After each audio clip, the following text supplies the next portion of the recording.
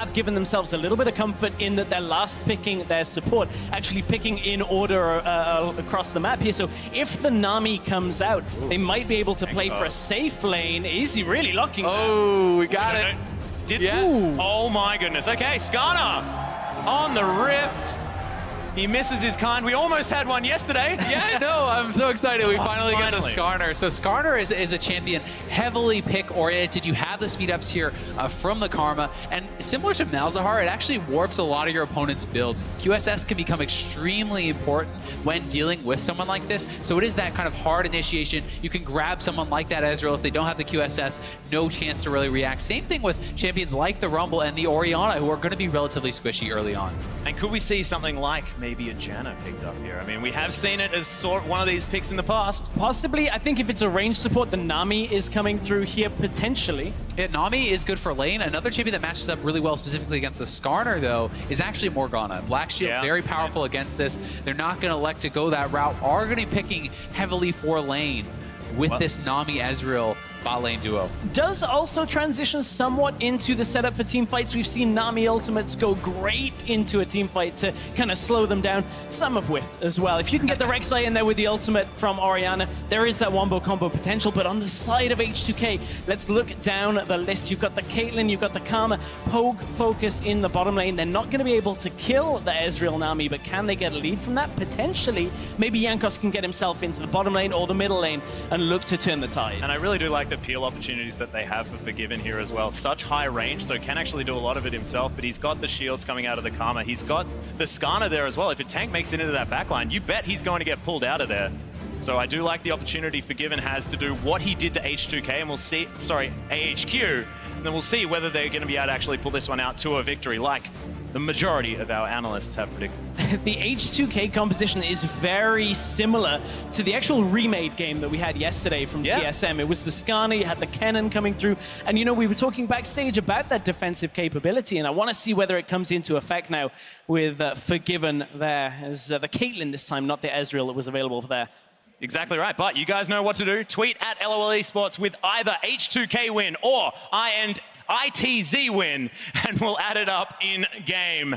Because INTZ, can they do it again? Can they make it back-to-back? They know that they need to get 3 victories this Worlds to feel successful. It's been going up. It's a linear path. And you've got to think, with the win yesterday, 3 wins may not be the goal anymore. This team has a legitimate shot of getting out of groups. Damn right. And if you would have told me that it was looking for, you know, taking the spot from AHQ with a win over them or H2k, I would have been like, okay, maybe that seems like they're going to boot out EDG. Exactly. They're going to beat EDG on day 1 and turn this group upside down. Now, obviously, 1 game in the bank. Now we get to see how much of it was, you know, exactly outplaying EDG and how much of it was EDG perhaps being a little off their game. INTZ need to prove it here against H2k. We also have to see, how is H2k going to be able to improve from some of their errors yesterday? You know, we can't forget they won the early game pretty heavily, but it has been their mid game which has really plagued them. They look indecisive. They're not sure what to do, how to extend leads, and a lot of that also came down to a lack of proper vision, them getting caught out by AHQ, and we'll see if that problem does show its ugly head here again against ITZ. Yeah, and INTZ, of course, if you look back at their last game against EDG, it was methodical, it was powerful. This is not sort of a shock level 1 where someone immediately gets 6 kills and then everything's just a nightmare. This was INTZ taking EDG completely by surprise and capitalizing. See whether they can do it again, and it has a lot to do with this top lane jungle matchup that we have been harping on about. And I really want to see what Jankos can do against Revolta, because Jankos in Europe, we call him the First Blood King. Yesterday he didn't get it for H2k, wasn't even involved. It was the top side of the map that gave away that First Blood. So honestly, that is where our eyes have to be focused somewhat. But mid lane, you can never take your eyes off Ryu as well. Yeah, Ryu showed that he's Cassiopeia incredibly dominant as he's trading with Tokas now as well. See how this goes. And Yang definitely playing a very different style of champion than he was yesterday, and so is Revolta. Yeah. I mean, Yang was on a champion where you can get that lane dominance and really kind of split push it out, and Rumble is much more about that team fight focus. It's not that you can't win lane hard, it's not that you can't have gank assist, but it is more of a team fight focus, and ITZ are going to have to show that they're capable of playing multiple different styles here. Oh, you can see a nice sidestep there from Forgiven on the bottom side of the map as they're already shoving INTZ underneath this turret. Cute little Mystic shot. We'll see whether they are going to be able to weather the storm down here on the side of INTZ. And this was the one lane that didn't go so well for INTZ in yesterday's game. You know, they were heavily punished in the bottom lane, losing 2 versus 2 trades. It went 2 for 1. And what should really have been almost a game-winning play in a 2v2 setup, we never see it anymore. But INTZ, you know, they bounced back, brought Revolta down to that lane, and actually capitalized on it very, very well in the following play. They certainly did, and Ryu pushed up very far here against Talkers, and I don't think they can even go for the skank with Talkers that low on HP. Yeah, and Jankos now considering that first blood opportunity up here as Yang is pushed up very, very far. High health bar.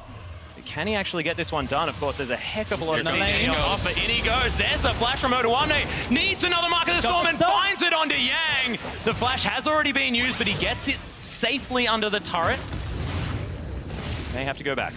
Revolta at least getting something from this is going to be stealing away that red buff. Could look bot side as well because H2k's bot lane is pushed up and could be vulnerable. We'll see if they're going to play around this. Ryu kind of suspects something. He drops down into the bottom side jungle, drops a ward, but it's not going to spot Revolta as Revolta is heading away from it. Now they're going to meet. That ward should be able to, you know, give them the information, but Revolta's found Jankos anyway. Yeah, he has. Not gonna poke his head too far in. Actually decided to not take the crystal as well. I do like that sort of mind games you can have. You always want to grab it, because that's 10 gold. I mean, that could be the difference. But decides to leave it there.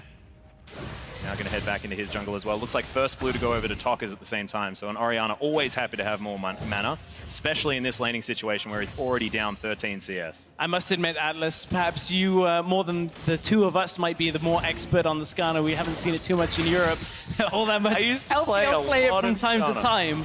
We did see it, of course, throughout their playoffs, but certainly didn't have the impact on its own that we were expecting. Did very well with its lanes winning, just kind of went around the map. So we'll see whether Jankos has a bit more impact than some of the LPL junglers had with it when you look at it in a vacuum chamber. In fact, the first time we saw it this season was Clearlove playing it in a series against OMG, the team that was actually last in that group. Oh, Revolta. There go. Best in goes Revolta. Nice Inspire from Vander, gets himself the shield. Doesn't get the tether, but yeah, Rek'Sai takes a lot of damage. Yeah, a bit of a forced gank there as unless Jockster can land a bubble or something, it's probably not going to work out. But Talkers really is struggling so heavily. Ryu has a bit of a freeze here on the mid lane. Talkers just wants to get it shoved in, but Ryu refusing to let him do so. And 39 CS to 21 is a big problem in the mid lane. Massive problem with a massive CS difference, however. Talkers has to be careful because it's more about territory. He's got the ward down to stop Jankos getting into the lane easily here, but he's already there. Revolta looking for the counter gank here. Nice miasma goes down, but Talkers wasn't going to flash, so everything's going to be fine for the moment. Bot lane. Jockster, though, Ooh, he's Jockster. been stunned up. The Ignite's going to go down. Nice heal. The flash, the counter flash. Macau is going to be fine underneath this turret. INTZ hanging on by the skin of their teeth. They're hanging on, but the gold lead is opening up. 500 just off farm. Almost 6 minutes into the game is very problematic. These guys need to stem the bleeding. They need to hang on and start just doing better in these lanes. I mean, mid lane is really getting out of hand. From this point, it's got to be Revolta that's assisting here because straight up, it doesn't look like INTZ are able to hold against H2k. You know, Forgiven is known for his dominant laning phase, his oppressive laning phase, where he just wants to take you on 2 versus 2 time and time again, and he's getting this time bubble. Yeah, Aqua Prison is going to go down. Macau trying to get the follow-up damage, but Vander needs to be respected as well. Jockster is one Peacemaker away from death. INTZ will probably have to go back here. It's a tough situation because they obviously are really at risk of dying and getting dosed, so they're going to have to back off. That means they're going to sacrifice even more CS. They're going to give Forgiven a fantastic base here, who will be able to fully shove in the wave and now have a really strong buy here on Caitlyn.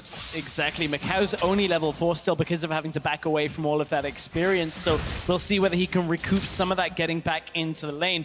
So Forgiven historically has been a Caitlyn player for a fair amount of time, and Forgiven's also a player that sometimes gets a little stuck in his ways on a few things. He's one of the last proponents of the Q-Max on Caitlyn, which we do still see from time to time, all about shoving out, get that lane presence when it comes to the minion wave being Maxing under the traps enemy's doesn't do tower. damage, Stress. But I can I've understand spoken to a lot of AD carries like Reckless over in Europe, who he kind of was a proponent of Trap Max for a very long time most other recently. people are. Because the thing is, you get to like level 9, you have so many traps around the lane, and you just hold one that it's impossible for the enemy AD carry and support to push forward. And as soon as you do, you hit them with some crowd control, combo it with that last remaining trap, and you're just able to take full control of the area in the lane rather than just have straight up more damage and push.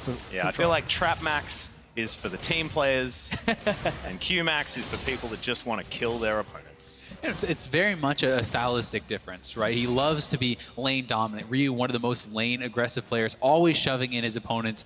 Forgiven likes to do the same thing, and this allows Jankos to play more aggressively. So it really speaks to the style of the team. Early dominant lanes, aggressive first blood, famous jungler, and a lot of that is all tying together. So I think for a player like Forgiven, for a team like H2k, it makes a lot of sense. It does make a lot of sense, but for H2k, when we're talking about style of the team, unfortunately yesterday in their game, they looked a lot more like the spring split end of the regular season H2k, where there was miscommunication, a lack of direction when it came to where they wanted to go across the map. You saw Deficio talking about no kills in like a 13-minute period throughout the entirety of the mid game.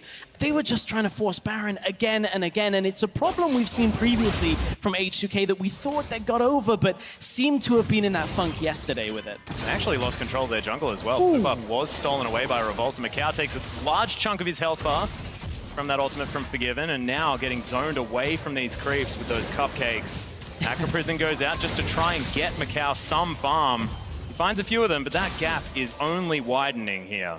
Certainly is, but critically, INTZ has not given up any kills just yet. And they do have some very strong team play that we've talked about with that Rumble ultimate, with the Orianna ultimate. And they have a strong combo there. So if they can look to try to get some fights, take some objectives, they don't necessarily find themselves yet in a position where they're too far behind.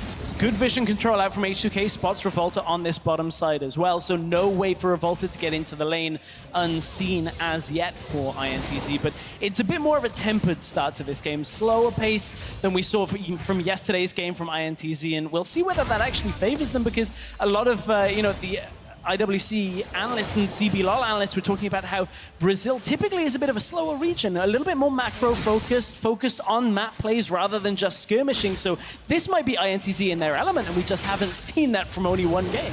It certainly can be, but generally speaking, when we come to Worlds, these teams, whether they favor macro or not, oftentimes are just individually outclassed. They have to change their style. They have to go for aggressive plays. And after yesterday's game, INTZ may have shown that they don't actually need to play that way.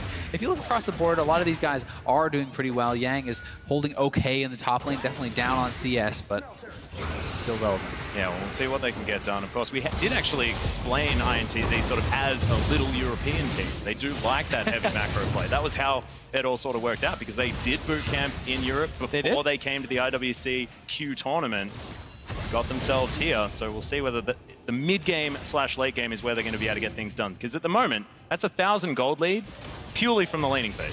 Yeah, it's a good lead, but they're already pushing up the tower. Jankos coming around here as well, looking for first blood. Well, we'll see whether he can find it. The Impale, of course, at the ready. Yeah, Ryu did roam there as well, so there's a little bit of cost to that. Talker's going to be able to push out the lane and try to recoup some of the CS that he has lost, but it's Forgiven that's going to get the first tower of the game, uncontested. All that gold going over to him is really going to spring him forward to his first items. And it's H2k just moving across the map saying, okay, well, we'll give some mid lane farm back over to Talker's, but we're already getting tower first blood in this game. Big lead for them. So for H2k, they didn't actually need kills from that. They just move over, get themselves a lead, and go, okay, well, I guess we'll move back across the lane. And H2k have this kind of a play that is synonymous with them. As soon as they get that, Forgiven just loves to move to the mid lane. He just says, I'm just going to sit there. It works very well with Caitlyn, with the traps Yeah, I was as going to well. say, he's playing the champion for that. Talkers, he's going to get impaled. The ultimate's available. No, doesn't He's land. out. Talkers just launches his way out of there with the Ghost. Such a good job there by Talkers. Ryu actually flashed the Orianna ultimate, so it looked like it was going to be a kill. But Jockster there with the save keeps his mid laner alive. But as Stress pointed out, H2k loves to move this mid lane move, and they are sieging very heavily here, looking to get another turret. It's not about getting the tower on this minion wave, but over time, this is going to get chipped down further and further. And as for AD carries that can repel this kind of push, Ezreal is not one of them.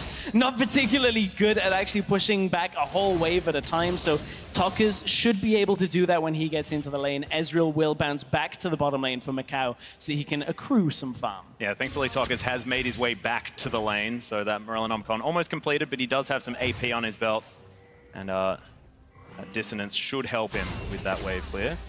Nice from Vander, the empowered Q onto Macau, but able to weather it for the moment. Of course, support Karma not doing more and more damage as that build gets completed. Jockster regroups in the bottom side, but you know, for as much as H2k committed to that play in the middle lane, that was the Impale used for the first time this game. Ryu committed his flash and the ult. Not getting the kill there, yes, it'll be nice if they can convert that into a subsequent kill on Talkers, having both of those summoners down. But right now, it wasn't quite enough, and great by Talkers to get himself out. Yeah, it was a good job. You have to feel like INTZ needs to start looking for plays, though. They are steadily falling more and more behind. They either need to keep this more even, be able to stop falling behind in these lanes, or they need to look for some aggressive plays. They need to kind of make a call and be decisive about it. They can, for now, stick to the wave clear, and clearly that has been the game plan. As even Yang on the Rumble has been dropping ultimate after ultimate just to clear waves, just to try to deny turret damage here on the top side and to really just stay relevant in the farm game. Yeah, and I do want to throw a shout out here to Talkers. He has closed that gap just a little bit in the mid lane, now down to about 19, so is at least still able to hang around. Jankos looking for some blood here in the jungle. Revolta is hanging around. Jockster's down here as well as Macau is in so much danger. I mean, he doesn't have a turret anymore. Everywhere feels dangerous on this bottom side of the map. Certainly does, but this is actually pretty crazy. The previous longest first blood at Worlds was 5:27 into the game. Oh so my God. We're 14 minutes in. Not many kills have been coming through. Obviously, no kills just yet. When those fights do start to actually happen, they can be very explosive. When you get more and more items, you have these people powering up, and it tends to be very big. Nearly had one on Talkers, Azelle. Nearly had that first blood, but he got himself out. I echo your sentiments to Atlas about giving him a bit of a shout out. Yesterday, didn't get a whole lot of love for his performance, but he was instrumental in setting Yang up in that first roam he made up to the top side. One of the things that a lot of the analysts have talked about is those early ghost plays out from some of the European mid laners. Talkers seemed to have picked that up himself. Headed top side, got Yang ahead. Hasn't been able to in this game, but certainly as somebody that seemingly a lot of people are sleeping on. This game, maybe not so great. Ryu's up in CS fairly heavily. Oh, we scale in Stress. Yeah. We scaling. The Orianna still will be able to get things done if he gets the farm. Trying to get what he can. Still, 20 CS behind. Just play it for the late game, boys. Yeah, and they do definitely have a pretty strong late game here. Revolta has been very heavily farming as well. He picked up that Tiamat early on the Rek'Sai and really has kept himself ahead of his opponent as far as that goes, but Dragon gonna go away of H2k uncontested. Yeah, just for free there for H2k. And this makes me a happy man. Yesterday, H2k just backed away from Dragon, gave all of the early ones over to AHQ.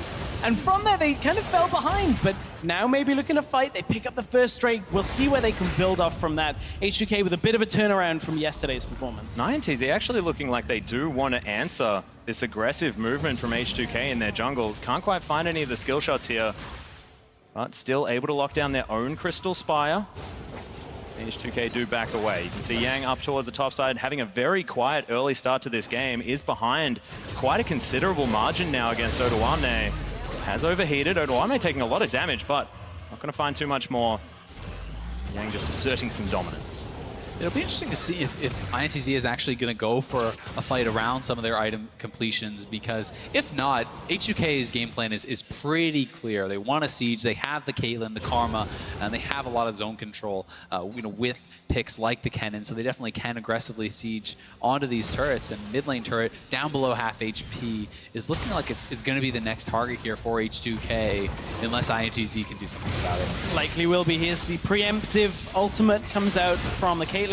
Unfortunately, not so great against the champion that has a shield for themselves. Good move. Kind of just eat that up, and Orianna may not be the safest of wave clears when you look at mid lane, not quite comparable to a Victor, but if nobody's pressuring you away from the wave, one Q, one W and an E, and the wave is gone. That is basically everything. The pressure has been released, and without a full commit from H2k, it's going to be difficult to take down that tower. That would be Jankos, having to go back in behind the tower, looking for it, a very aggressive play, which H2k are only known to do if they absolutely are guaranteed a success in their minds. Well, INTZ actually able to get some form of control here in the mid lane, shove that wave out. They're buying a back here for Tockers, who wants to complete that Morellonomicon. 20 CS, still the gap, but that gap is only widening for Forgiven. 50 it is approaching here at 17.5 minutes.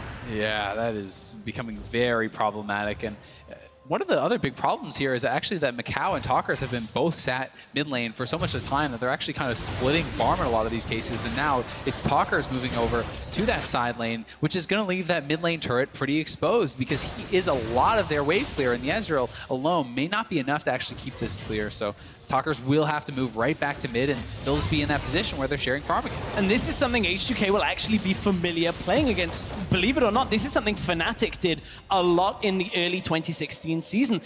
They were bringing Reckless mid on Ezreal, trying to wave clear, and H2k, Impale! The flash Impale under Joxer, he flashes onto the miasma, first blood comes out! Ryu grabs that one, and it's 18 minutes in! And we've got 1 kill. For context, ladies and gentlemen, INTZ had 9 kills at this stage last time around. Oh dear, at that point it was just Jankos finding Jugster in the, in his own jungle, I suppose, at that point for Jugster. Jankos just put the vision down, they managed to get the first kill. Easy conversion into a #1 up in that kill score. At least it is just a support, but H2k moving up to the top side, and Yang is going to be completely zoned off here. A lot of damage going in on this turret, and H2k finally doing a good job to start extending this gold lead. Yeah, Revolta down here with his 80 carry in mid laner, seeing if they can get something done, but I mean, that is a Runan's Hurricane on Forgiven, and he can clear out a wave like anyone else. He can. Clears that out real quick, stacks up that headshot quickly as well. You just kind of push the wave back away. Ryu gets tagged. Here comes Revolta. Yeah, gets the knock up onto Ryu there as well. Flashes out of the way. Good tidal wave, but flashes it. God tier plays as Jankos picks up the second kill. It's 3 now on the board for H2k. Massive play there from Odoamne, just absolutely destroying them, but more fights breaking out in the mid lane. Yeah, Forgiven lands the Peacemaker, just the tip onto Tockers. Macau continuing to push forward. But this has all of a sudden exploded. Basically 1 versus 2 for Forgiven in that situation. Gets the net, lands the damage. At this point, Macau doesn't really have enough to trade. Jankos still in INTZ's jungle. Here comes Macau. Yeah, looking to try and take this one down. The Skarner slowed. There's another Harpoon. He's looking to dodge, but Macau gets it with the auto. Ryu almost soloed out by Tockers. Uses the last of his mana, and Forgiven should be able to take down the turret. Was that a bait stress? Is that how that one's supposed to work? All of your mana now used, trying to take down the mid laner, and then we're going to be able to get your mid lane turret. The problem is there was just enough for Tockers to take out the couple of minions. I don't know whether European mind games are quite that next level, Atlas. Oh, no, I was talking about yours. Giving you a lot of credit. Well, we'll give a lot of credit over here to Odoamne for that play. Right onto Jugster and Revolta. Jankos picks up the second kill from that. Not a whole lot to write home about. In mid lane, we're still seeing the siege.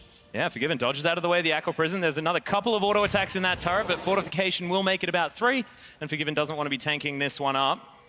They end up moving in here as well, and that will be outer ring threatened. Top lane has taken a fair bit of damage as well, and H2k just slow and steady taking this one over. It's 4,000 gold now at 20 minutes. Of course, not a massive one.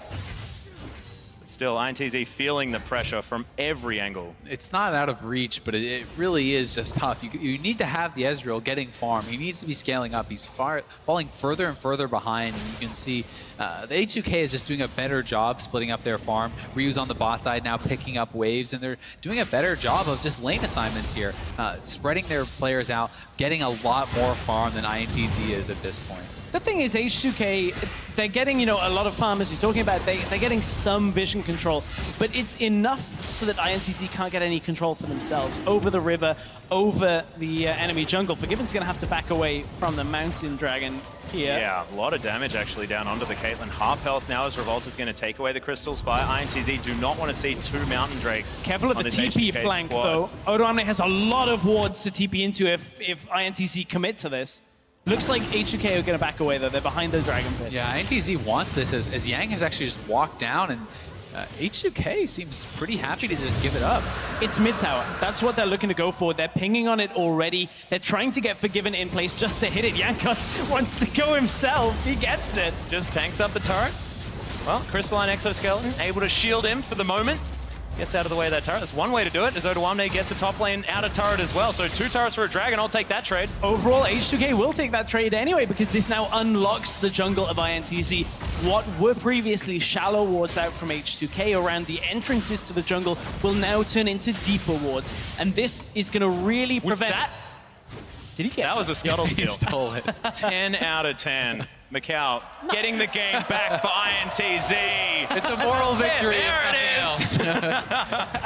Nice little snipe there by Macau, but this is now the stage where we have to see H2k improve on their previous performances from yesterday. They had a good lead yesterday, and then this is where they really started to kind of stall it out. They weren't sure exactly how to win the game. They kept moving back and back to Baron. I'd like to see them extend that vision, get control over the pit, and start to be able to extend this lead further and further, because if they do play it slowly, if they do just default to that, oh, well, I guess we got to go to Baron, there's a massive amount of AoE damage that comes out from INTZ's composition, and they could challenge them in a fight where H2k gets humped up. One thing I really do like about the Skarner pick here as well, considering that... Oh, here goes Jankos. Oh, he's all the way in there. Tokka's going to be pulled into his death as Ryu locks down another one.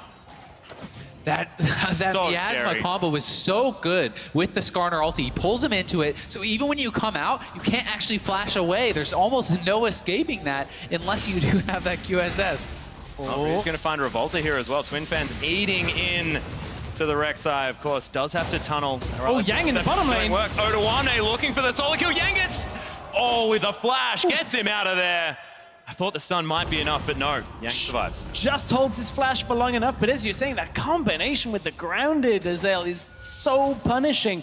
I was looking at it thinking, oh, well, Tokka's hasn't got a QSS yet. He's not able to get out of that ult, but that's exactly the reason. Even if he had one, getting that flash away just wouldn't really have been too possible, and he was dead as it was. So Tokka's really doesn't have too many options when it comes to this middle lane play. No, it's really tough when you're already behind. You need to be building enough damage to be relevant, right? So even if he did go for that QSS at this point, it's going to delay his Rhymelise quite a lot, and past that, it'll delay his Void Staff. So he needs to be building damage for them to have a chance in these team fights, but it's kind of a no-win situation. Yeah, and Orianna has always been that 3-item carry as well. I mean, you don't necessarily do all that much on 1.5, and it's unfortunately where he's at right now, going for that Rhymelise.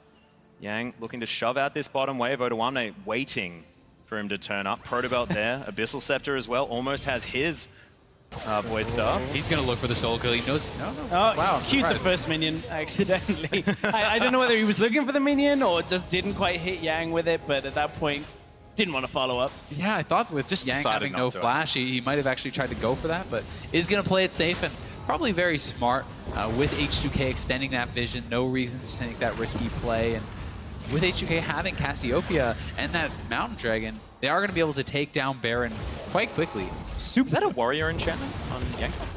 Yeah. Interesting. It is. He just wants more damage, and H2k have got a lot of damage, but speaking of the lack thereof, Revolta gets himself out. I've been pinged by our stats guys that Vander is out-damaging Macau and has been for the whole game. I mean, yes, Karma, Poke Champion, does have the damage, but certainly compare that to the Israel game we just saw from Uzi from the damage that came out. A little bit of a worlds of difference, if you will. But we'll see whether Tokka's can get more damage out of the mid lane at the same time, but building that giant spell, you mentioned it, Rhymelise. historically not an item we see out of Orianna. Typically doesn't really struggle with crowd control after Dissonance and Shockwave come through, but certainly needs the extra health because he is struggling against this Skarner. Yeah, and it is seeming to be that new popular build. We saw Bjergsen building it yesterday in their loss, and people are just really loving the Rylai slow, but Macau making it Oh, here. he closed the gap. Macau's going to be pulled in and destroyed. Ryu sets up the Masma one more time, and this just looks like they can do it over and over again. Rinse and repeat. Jankos is showing off the strength of the Skarner pick, and it looks like finally they will move to Baron. Well, Rio, of course, can take this one down very, very quickly. They're actually deciding to bait it for the moment. Cute little Prey Seeker from Revolta starts it up for Jankos, but he says, well, I'll take this fight. Because Jockster's going to poke his head around as well. Tokka's trying to clear vision. Good dissonance damage onto Forgiven, who nets himself out of the way. Tokka's takes a lot of damage. Odoamne flashes in. There's the put on him. Tokka's is going to be taken down. Odoamne gets that kill. It's all they can find for the moment after the Ezreal, but Jockster's out of position. Aqua Prison's not going to be enough, and it's a double for the cannon. Odoamne setting it up, saving the flash, not going for that greedy solo kill, and he gets up such a great DP, takes down 2, and they move right to the Baron. They're on it, and it's going to be hard for INTZ to do anything about this. Revolta may have to try to go for a hero play. Can have the hero they need. Equalizer goes down. Will deter H2k for the moment. Fair bit of damage from the true shot barrage. He gets in a little bit too early. There's 900. Oh my goodness. Jankos picks that one up. Revolta flashes out. So thankfully he doesn't sacrifice his life, but that was too close. He went early. H2k held the damage. 100 damage roughly was what was the difference between a steal there, but Tokka's got engaged upon initially. Yeah, just look at this TP coming in from Odoamne. He has the Proto Belt. He has the flash into 3 of them. Amazing amounts of damage coming out, and although Revolta escapes, Jockster was not so lucky. Cornered by a Scorpion and a Yordle at this point. Odoamne boxes him in. Nothing really of any note to go to on that kind of play. But H2k, this is a very different setup from yesterday. They have very focused play. It's Jankos goes in with Ryu, they get the kill. Oh, we take an objective or take the rest of the fight. So H2k, very, very different setup. Yeah, they're looking a lot better than yesterday. Very clean play here from H2k and looking to extend that lead. We have Odoamne pushing in the bot lane. Ryu already sieging here in the mid lane, and Forgiven has hit that critical 3-item power spike for Caitlyn, where he's going to be a monster in these fights. And this time around, H2k have a clear plan. They know exactly what they can do. Tokka just gets dove. Odoamne asserting his dominance as Jockster. He's going to get stunned up by the Fracture. Exploded after the Impale. An afterthought equalizer comes in. Might do some damage. No, not even to the minion wave. That is so bad. They lost the Rumble ulti. Talkers goes down. This is going to be at least 1 inhib. Could be 2. Could potentially even be more than that. I don't think there was too much that INTZ could have done to hold this, even if they'd had that ultimate, maybe pushed Odoamne back, but they've got the Baron buff. Ryu's pushing mid at the same time. There's nothing that INTZ can do. Yeah, Jankos is going to help take that one down. Second inhibitor to fall, and H2k in control for this entire game. It's a 12,000 gold lead for the European team. Could this be victory for Europe? And it's all been about just the aggressive plays H2k have been making today. Odoamne goes forward, doesn't matter, the shockwave hits, the slicing maelstrom is already in, and then Jankos has one thing on his mind, and it's dragging Jockster back into Forgiven for that finish off with that last shot, and H2k from there push 2 inhibs. Sushi for dinner. Jockster's 0-4-0. It's I was wondering about the battle between a scorpion and a fish, and we discovered that. Scorpions, pretty powerful things. Revolta now going for the bush camp. What is this? Ryu possibly caught out. There's the shockwave going to grab the Cassiopeia as Jankos right in the backline. Petrifying gaze. He's going to lock down Jockster. Good tidal wave for the double knockup as Jankos is going to take down Tokka. The double. My God, in goes Odoamne. Perfect timing on the cannon, and H2k look to do no wrong this time around. Jankos is launching his way in. They've got super minions on Nexus turrets. They're looking to finish this one off. Just an absolute bloodbath as Odoamne cleans up, and H2k will claim their first win. Revolta as well. I mean, he can't do anything. Yang sitting near his fountain. The Nexus is going to fall down. H2k pick up the first win for Europe, and they do so decisively. A sigh of relief you can see from H2k, but very controlled overall.